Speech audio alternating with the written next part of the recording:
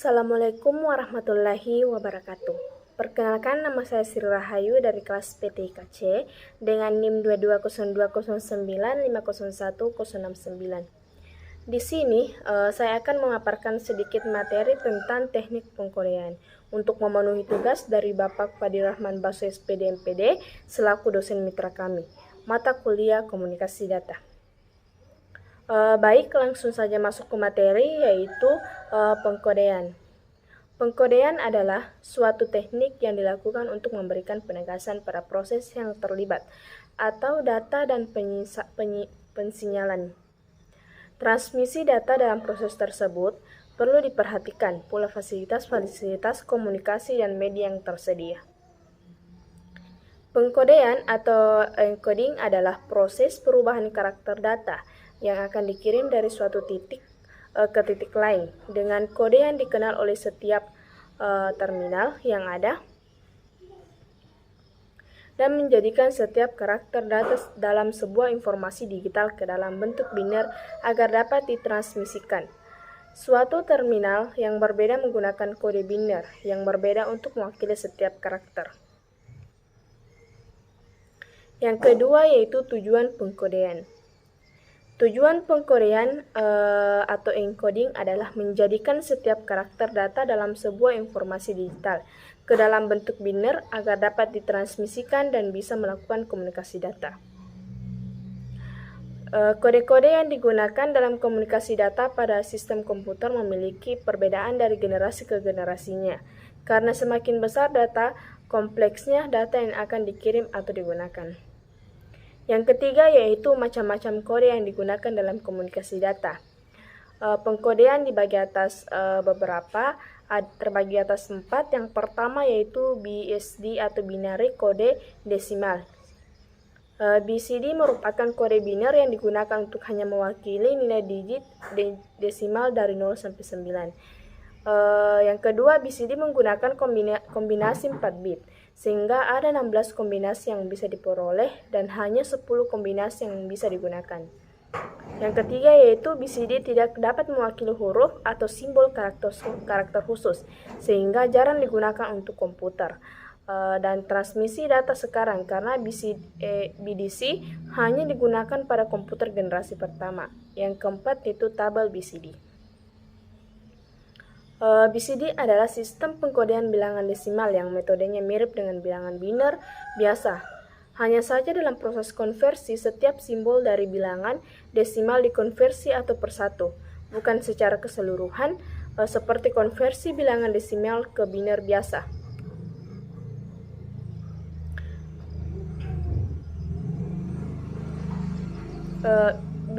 Binary kode desimal atau BCD adalah sebuah sistem sandi yang umum digunakan untuk menyatakan angka desimal secara digital. BCD adalah sistem pengkodean bilangan desimal yang metodenya mirip dengan bilangan biner biasa. Hanya saja dalam proses konversi, setiap simbol dari bilangan desimal dikonversi satu persatu, bukan secara keseluruhan seperti konversi bilangan desimal ke biner biasa. Beberapa alat elektronik yang menggunakan sistem BCD. Yang pertama yaitu kalkulator.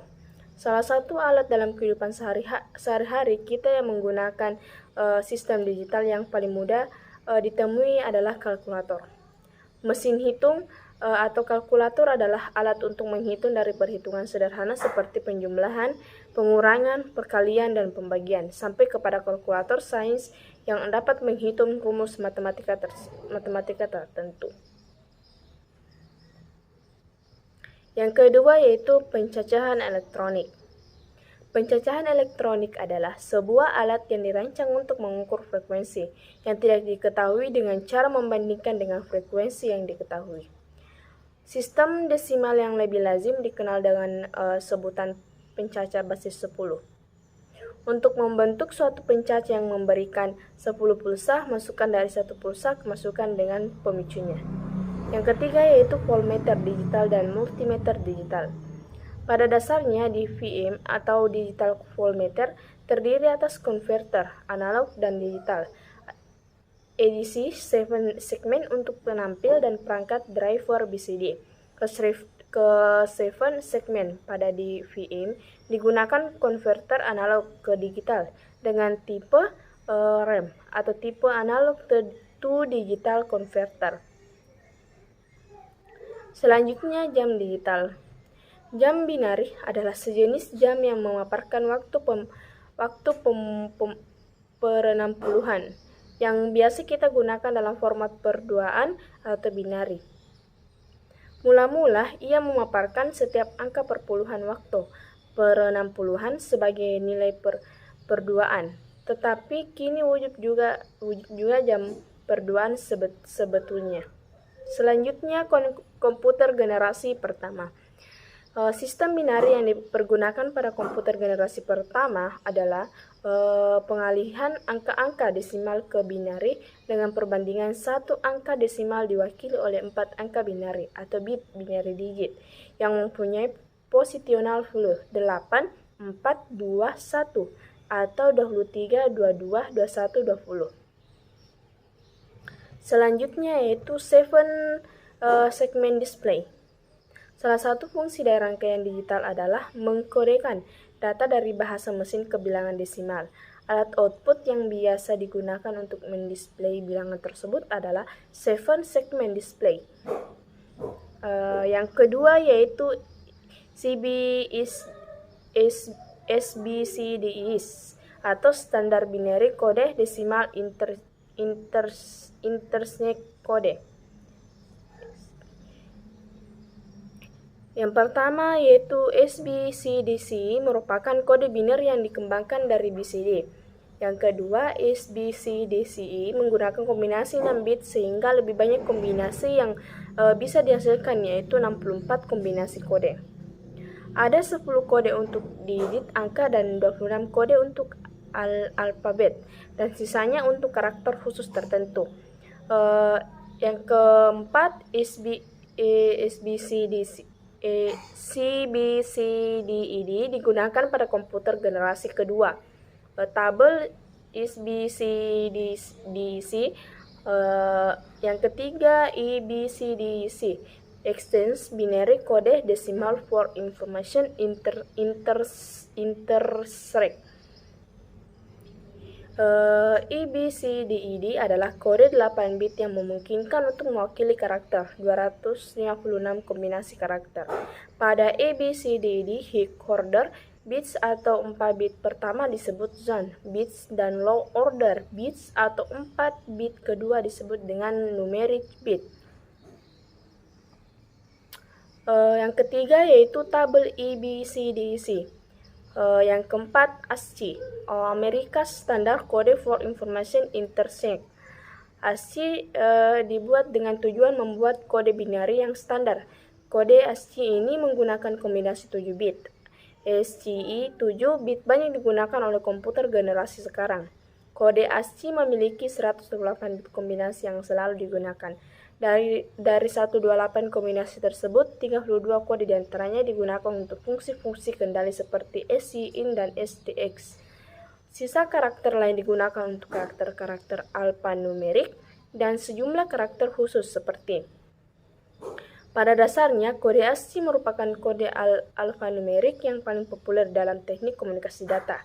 Kode ini menggunakan tujuan bit untuk posisi pengecekan bit secara even atau odd pair parity.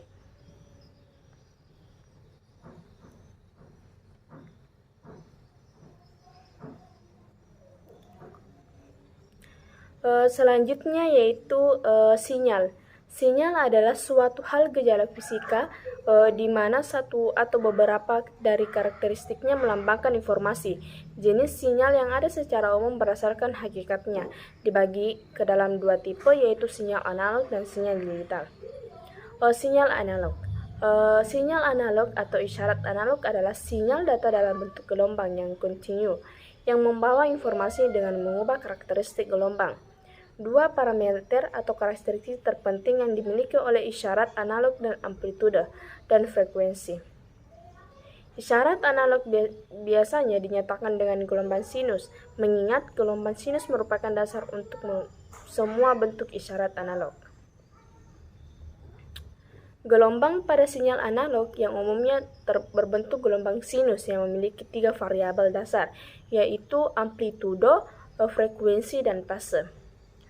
Amplitudo merupakan ukuran tinggi rendahnya tegangan dari sinyal analog, sedangkan frekuensi adalah jumlah gelombang sinyal analog dalam satuan detik. Adapun fase adalah sebesar sudut dari sinyal analog pada saat tertentu. Selanjutnya, sinyal digital. Sinyal digital merupakan sinyal data dalam bentuk pulsa yang dapat mengalami perubahan yang tiba-tiba dan mempunyai besaran 10 dan 1.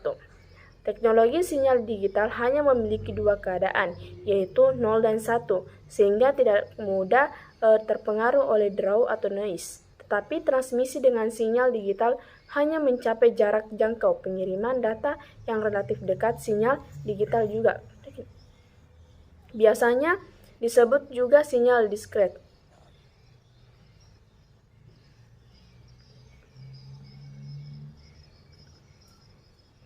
Sistem sinyal digital merupakan bentuk sampling dari sistem analog digital pada dasarnya, dikodekan dalam bentuk biner atau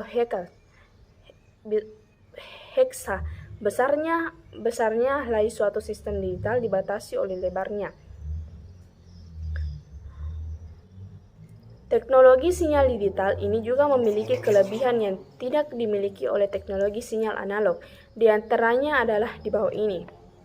Yang pertama yaitu mampu mengirimkan informasi dengan kecepatan cahaya yang dapat membuat informasi dapat dikirim dengan kecepatan tinggi. Yang kedua yaitu penggunaan yang berulang atau ulang terhadap informasi tidak mempengaruhi kualitas dan kualitas informasi itu sendiri. Yang ketiga yaitu informasi dapat dengan mudah diproses dan dimodifikasi ke dalam berbagai bentuk. Yang keempat yaitu dapat memproses informasi dalam jumlah yang sangat besar dan mengirimnya secara interaktif.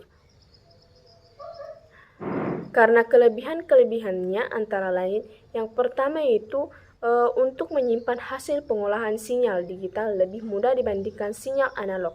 Untuk menyimpan sinyal digital dapat menggunakan media digital seperti CD, DVD, flash disk, hard disk, sedangkan media penyimpanan sinyal analog adalah pita tanpa magnetik. Yang kedua yaitu lebih kebal terhadap noise karena bekerja pada level 0 dan 1. Yang ketiga yaitu lebih kebal terhadap perubahan temperatur. Yang keempat yaitu lebih mudah memprosesnya. Selanjutnya, data analog dan data digital. Data analog biasa disebut dengan sinyal data dalam bentuk gelombang yang kontinu, yang membawa informasi dengan mengubah karakteristik gelombang. Dua parameter atau karakteristik terpenting yang dimiliki oleh isyarat analog adalah amplitudo dan frekuensi. Alasan utama diperlakukan modulasi analog. Yang pertama yaitu transmisi efektif terjadi pada frekuensi tinggi. Yang kedua yaitu memungkinkan frekuensi division, multiplexing, modulasi amplitude atau ST adalah pembawa. X dalam kurung T adalah sinyal masukan membawa data. Contoh frekuensi analog adalah yang pertama yaitu kilohertz atau KHz, ribuan siklus per detik. Yang kedua yaitu suara berada pada rentang frekuensi 0,3 kHz sampai 3,3 kHz atau 3000 Hz. Yang ketiga yaitu menghertz atau MHz, jutaan siklus per detik. Yang keempat yaitu sinyal TV atau kabel analog berada pada rentang frekuensi 54 MHz sampai 750 MHz. Kelima yaitu gigahertz atau GHz, miliaran siklus per detik. Yang keenam yaitu kebanyakan menara gelombang mikro analog beroperasi antara 2 dan 12 GHz. Yang ketujuh yaitu bandwidth 3000 siklus yang dilokasikan untuk setiap percakapan pada jaringan publik, terlalu lambat untuk komputer digital saat berkomunikasi melalui jalur analog LED modem. Yang kedelapan yaitu bandwidth 3000 siklus yang dialokasikan untuk setiap percakapan pada jaringan publik, terlalu lambat untuk komputer digital saat berkomunikasi melalui jalur augmented modern. Selanjutnya yaitu data digital. Data digital merupakan sinyal data dalam bentuk pulsa yang dapat mengalami perubahan yang tiba-tiba dan mempunyai besaran 0 dan 1 sinyal. Digital hanya memiliki dua keadaan, yaitu 0 dan 1, sehingga tidak mudah terpengaruh oleh draw. Tetapi transmisi dengan sinyal digital hanya mencapai jarak jangkau pengirim data yang relatif dekat.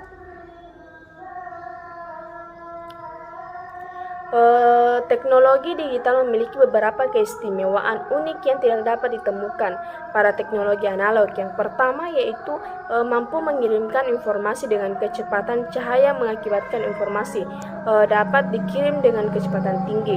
Yang kedua yaitu penggunaan yang berulang-ulang terhadap informasi tidak mempengaruhi kualitas dan kuantitas informasi itu sendiri. Yang ketiga yaitu informasi dapat dengan mudah diproses dan dimodifikasikan ke dalam berbagai bentuk. Yang keempat yaitu dapat memproses informasi dalam jumlah yang sangat besar dan mengirimkannya secara interaktif.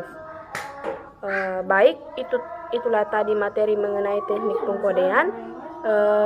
Mohon maaf bila ada kesalahan karena saya hanya manusia biasa. Wabillahi taufiq wal hidayah. Wassalamualaikum warahmatullahi wabarakatuh.